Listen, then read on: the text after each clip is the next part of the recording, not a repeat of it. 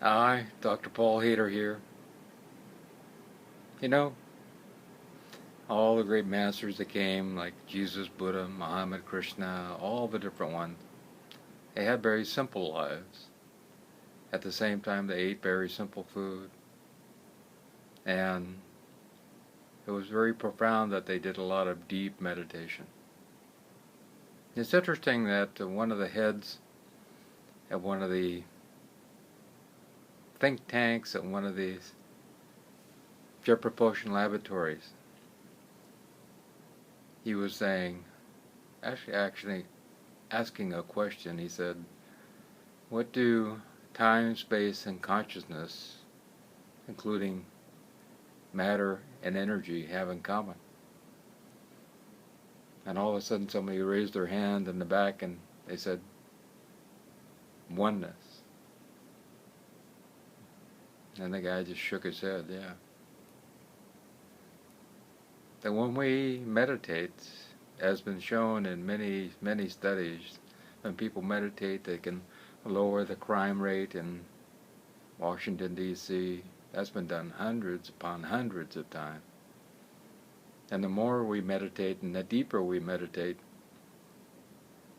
the more we are able to have control and manifest.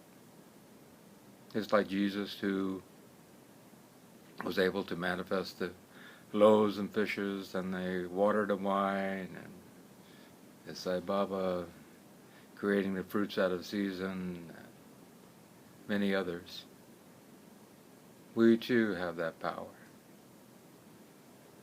And we have the power to bring peace and love to this planet, as Divine Mother Alma is talking about there. We just have to pray. It is the one power that nobody can take away from us, to meditate, to pray, and it changes everything. Most people think it's not possible to change anything, but now science is kind of confirming what we knew deep down in our heart to begin with. That consciousness goes on forever, that time and space are something that only exists within us.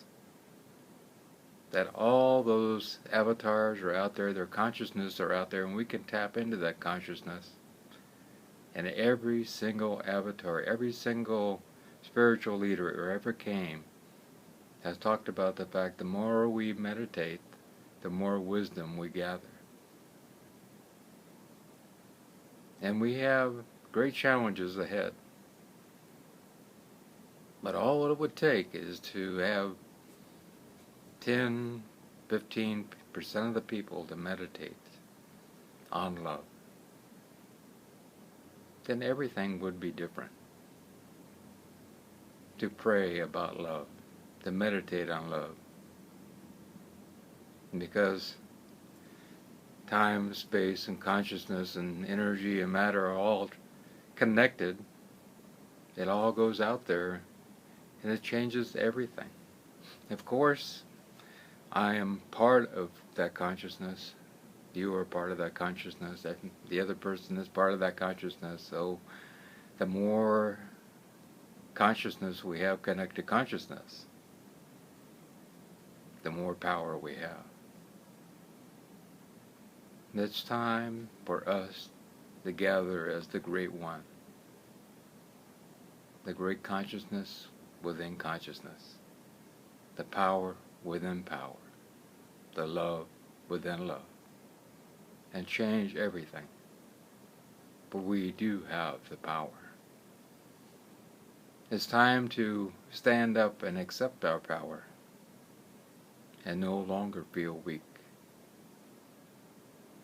For it's only a thought that we are weak. We are not weak.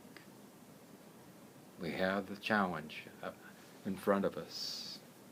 The challenge is there. The gauntlet has been thrown down. Now it's time for us to accept the challenge and allow love to pervade the universe. I love you.